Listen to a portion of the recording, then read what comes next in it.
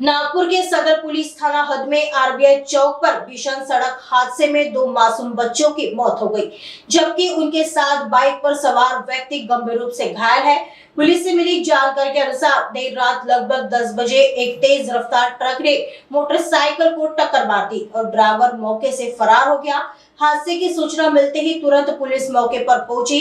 दुर्घटना में मोटरसाइकिल सवार शेषनाथ सिंह जागेश्वर सिंह उम्र 56 वर्ष केजीएन सोसाइटी काटोल रोड गिट्टी खदान निवासी है। जख्मी शेषनाथ सिंह का इलाज जारी है। मृतक रुद्र सुनील सिंगल धुपे उम्र 11 वर्ष और सिमरन सुनील सिंगल धुपे उम्र 12 वर्ष को डॉक्टर ने मृत घोषित कर दिया है। बता दें कि फरार ट्रक चालक आरोपी को पुलिस ने सीताबर्डी पुलिस थाना हद से ट्रक समेत गिरफ्तार कर लिया गया है।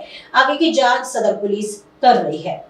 काल रात्री 10 वाजताच्या सुमारास नागपूर शहरातील आरबीआई स्क्वेअर सदर पोलीस स्टेशनच्या अंतर्गत या ठिकाणी एका ट्रक चालकाने मोटरसायकल धडक देऊन ॲक्सिडेंट करून पळून गेले असल्याची खबर मिळाली। त्याप्रमाणे रात्रपाळीचा स्टाफ त्याचबरोबर आम्ही उपलब्ध स्टाफ घटनास्थळी पोहोचलो असता असं लक्षात आलं की मोटरसायकल स्वार जे शेषनाथ सिंग जागेश्वर सिंग वय 56 राहणार केजीएन सोसायटी काटोल नागपूर हे आपल्या मोटरसायकलवर त्यांच्या घराचं जे काम चालू आहे त्या घराच्या कामाचे जे ठेकेदार आहेत त्यांचे 2 मुलं नामे सिमरन सुनील सिंगल धुपे वय 12 वर्षे आणि मुलगा नामे रुद्र सुनील सिंगल धुपे या दोघांना घेऊन कामठीतून लग्न समारंभ करून परत घरी जात असताना यातील ट्रक चालक जो आहे सरेंद्र पंचन बिन याचा ट्रक क्रमांक NL01 AG 0868 आणि भरधाव वेगाने निष्काळजीपणे चालवून ह्या मोटरसायकल स्वारला पाठीमागून धडक देऊन आरबीआई चौकामध्ये ॲक्सिडेंट केलेला होता।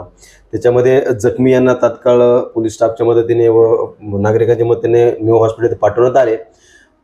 ज्यावेळेस मेओ इथे पाठवण्यात आल्यानंतर त्यामध्ये मुलगा रुद्र सुनील सिंगल धुपे या डॉक्टरांनी जागीच मृत असल्याचे घोषित केले। यातील जी मुलगी आहे सिमरन सिंगल धुपे हिच्यावरती उपचार चालू असताना ते मेओ इथे मरण पावलेली आहे। त्यानंतर येथील जखमी शेषनाथ सिंग जागेश्वर सिंग यांच्यावरती उपचार चालू असून त्यांची प्रकृती स्थिर आहे।